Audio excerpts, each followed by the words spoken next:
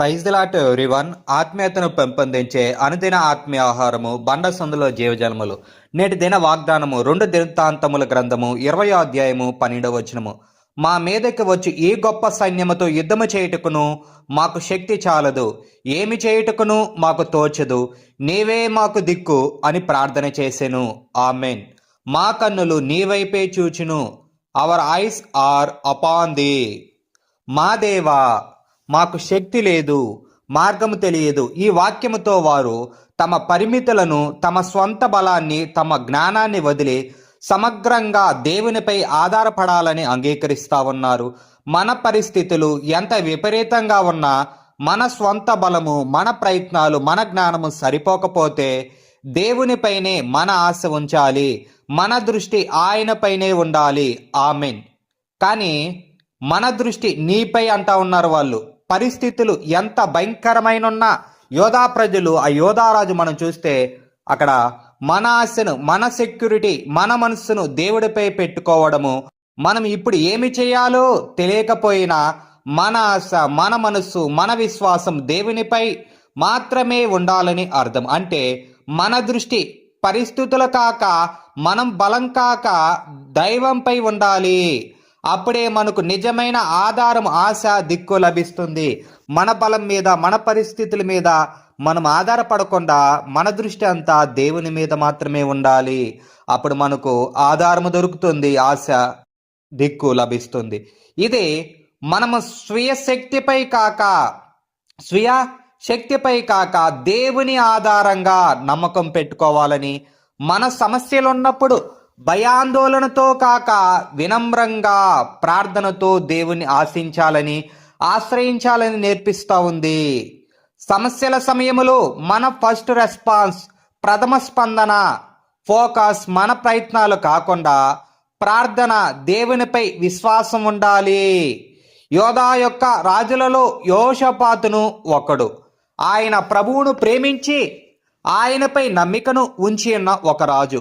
అకస్మాత్తుగా యోషపాతునకు విరోధముగా అమ్మోనీయులను, వారితో పాటు మెయోనీయులలో కొందరును, మోయాబీయులను యుద్ధము చేయుటకు వచ్చినప్పుడు యోషపాతునకు ఏమీ చేయుటకు తెలియకపోయెను. ఆయన యొక్క మనస్సు కలత చెందుటకు ప్రారంభించిన. అయితే ఆయన వెంటనే ప్రభు తట్టు చూచి ప్రార్థించెను. మేము స్వంతరించుకొనవలెనని నీవు మాకిచ్చిన నీ స్వాస్థ్యములో నుండి మమ్మను తోలివేయుటకై వారు బయలుదేరి వచ్చిరి. మా దేవా, నీవు వారికి తీర్పు తీర్చవా? మా మీదకి వచ్చి ఈ గొప్ప సైన్యముతో యుద్ధము చేయుటకును మాకు శక్తి చాలదు.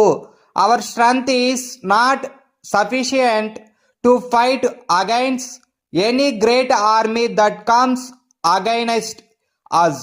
ఏమి చేయుటకును మాకు తోచదు, నీవే మాకు దిక్కు అని మా కన్నులు నీ వైపే చూచుచున్నాయని 2 దినవృత్తాంతముల గ్రంథం 20వ అధ్యాయము 11-12 వచనాల్లో సెలవిస్తూ ఉంది. ఆయన ప్రభువుని తెరిచూచినది మాత్రము కాదు, ప్రభువుని ఏక మనస్సుతో వెదుకుటకు యోధా పట్టణమంతా ఉపవాసమును చాటించెను. అలాగునే యోధా ప్రజలు యెహోవా వద్ద సహాయమును వేడుకొనుటకై కూడుకొనిరి. The people of Judah cried out to the Lord for help. యోధా ఎందుగల పట్టణములు అన్నిటి నుండి ప్రజలు ప్రభు వద్ద విచారించుటకు వచ్చిరి. 2 దినవృత్తాంతముల గ్రంథం 20వ అధ్యాయము 3-4 వచనాలు. దేవుని బిడ్డలారా, ఇటువంటి సమస్యలు అకస్మాత్తుగా వచ్చుచున్నప్పుడు, సాధారణముగా మీ వలన పరిష్కరించలేని దిక్కులు, ఆ యొక్క చిక్కులు వచ్చుచున్నప్పుడు కుటుంబ సమేతముగా ఉపవాసముండి ప్రార్థించి ఆ చిక్కుల నుండి విడుదల పొందండి. ప్రభు తట్టు చూడుడి. ప్రభువును అందరూ ఏకముగా కలిసి వెదుకుటకు సమయమును కేటాయించుడి. మీరు కుటుంబముగా ఉపవాసముండి ప్రభువును వెదుకుచున్నప్పుడు జయమును పొందుకొందురు. ఆమెన్. You will find success when you fast as a family and seek the Lord. ఒక కుటుంబమునందు భయంకరమైన చేతబడి శక్తులను, పోరాటమును, శోధనలను దాడి చేసి కుటుంబమును పాడు చేయుటకు వచ్చినప్పుడు ఆ కుటుంబ సభ్యులు 3 దినములు ఉపవాసం ఉండి ప్రార్థన చేసిరి. ఇందులో ఆశ్చర్యం ఏమిటంటే ఆ 3 దినములను వారి ప్రేమతో పెంచుకున్న కుక్క పిల్లియు కూడా తిండి తినలేదు. వారు చాపను పరిచి ప్రార్థించుచున్నప్పుడు అవి కూడా ఆ ప్రార్థన స్థలమునకు వచ్చి ముడుచుకుని పండుకొనెను. 3వ దినమున ప్రభు బలమైన విజయమునిచ్చెను. ఆ కుటుంబము సంపూర్ణ విడుదలను పొందుకొనెను. అదే విధముగా రాజైన యోషపాతు ప్రభు తట్టు చూచెను. ఉపవాసముండి పాడి స్తుతించుచున్నప్పుడు ప్రభువు వారి యొక్క శత్రువులను ఒకరిని ఒకరు తమలో చంపుకొనుటకు లేచినట్లు చేసెను. వారు ఒకరినొకరు నరుక్కుని హతులైరి. 2 దినవృత్తాంతాల గ్రంథము 20వ అధ్యాయము 22వ వచనంలో మనం చూస్తాము.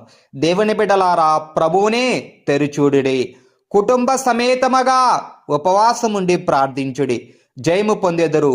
ఆమేన్. మన బలాలు మన జ్ఞానము సరిపోకపోతే ధైర్యాన్ని, దిశను, ఆశను దేవుడే ఇస్తాడు. దానికి కావలసినది మన విశ్వాసము. కాబట్టి మన ప్రభువునందు విశ్వాసము కలవారిగా ఆయనందు విశ్వాసముంచాలి. విశ్వాసముతో మనం ముందుకు కొనసాగాలి. నేటి ధ్యానమునకై కీర్తనల గ్రంథము 46వ అధ్యాయము 11వ వచనము. సైన్యములకు అధిపతియగు యెహోవా మనకు తోడై ఉన్నాడు. యాకోబు యొక్క దేవుడు మనకు ఆశ్రయమై ఉన్నాడు. ఆమేన్. ఏ సమస్య ఉన్నా, ఏ యుద్ధం ఎదురైనా దేవుడు మనతో ఉంటాడు. ఆయనే మన రక్షకుడు. మన ఆశ, మన సంరక్షణ ఆయన పైనే ఉండాలి. ఆమేన్. ప్రార్థన చేసుకుందాము. ప్రార్థన. దేవానికి స్తోత్రములు. యోధారాజైన యోషపాతు నిన్ను ప్రేమించి నీ యందు నమ్మిక ఉంచినందుకై స్తోత్రముల తండ్రి. ఆ రీతిగా మేము కూడా ప్రభువా నిన్ను ప్రేమించి నీ యందు నమ్మిక ఉంచువారుగా మమ్మల్ని చేయము తండ్రి. శత్రువులు తనపై యుద్ధము చేయవచ్చినప్పుడు తన సైన్యము తట్టు చూడక నీ వైపు మనసు నిలిపినందుకు స్తోత్రముల తండ్రి. అదే రీతిగా ప్రభా మాకొస్తున్న యొక్క సమస్యల శోధనలో ప్రభా వాటి వైపు, ఆ పరిస్థితుల వైపు చూడకుండా ప్రభా నాయంతరి ఆ పరిస్థితులను మార్చగల దేవుడవైన నీ వైపే మా మనసు నిలిపే విధంగా ప్రభా సహాయం చేయనైనా తండ్రి. తమకున్న బలము చాలదని యోధా అంతటా ఉపవాసము చాటించి నీ సహాయము కొరకు ప్రజలను సిద్ధపరిచి ప్రార్థించినందుకు స్తోత్రముల తండ్రి. వారి ప్రార్థన నీవు ఆలకించి శత్రువుపై జయమునిచ్చిన తండ్రి, స్తోత్రముల తండ్రి. మా ఇబ్బందులలో మా కన్నులు నీ వైపు తెరిచూచి కుటుంబముగా నీ సన్నిధిలో ప్రార్థించి జయము పొందు ధన్యత నిచ్చిన తండ్రి, నీకు స్తోత్రములు. మా కుటుంబములో మాతో పాటు మా పెంపుడు జంతువు కూడా నీ సన్నిధిలో ఉపవాసం ఉండే శక్తిని, ఆసక్తిని ఇచ్చిన దేవా, నీకు స్తోత్రముల తండ్రి. సైన్యములకు అధిపతివైన యెహోవా యాకోబు దేవా మాకు తోడుగా ఉన్నందుకు స్తోత్రముల తండ్రి. మా కష్ట సమయములో మా కన్నులు నిన్ను వెతికి ఉపవాసముతో ప్రార్థించి జయము పొందే ధన్యత నిమ్మని నజరేయుడైన యేసుక్రీస్తు నామములో ప్రార్థించి పొందుకొనుచున్నాము మా పరమ తండ్రి. ఆమేన్, ఆమేన్, ఆమేన్. మన దేవుని ప్రేమయు రక్షకుడైన యేసుక్రీస్తు కృపయు పరిశుద్ధాత్మ సావాసమును మీకందరికీ తోడయుండును గాక. ఆమేన్, ఆమేన్, ఆమేన్. Thank you for watching. Praise the Lord. God bless you. Please like, share, subscribe. Thank you.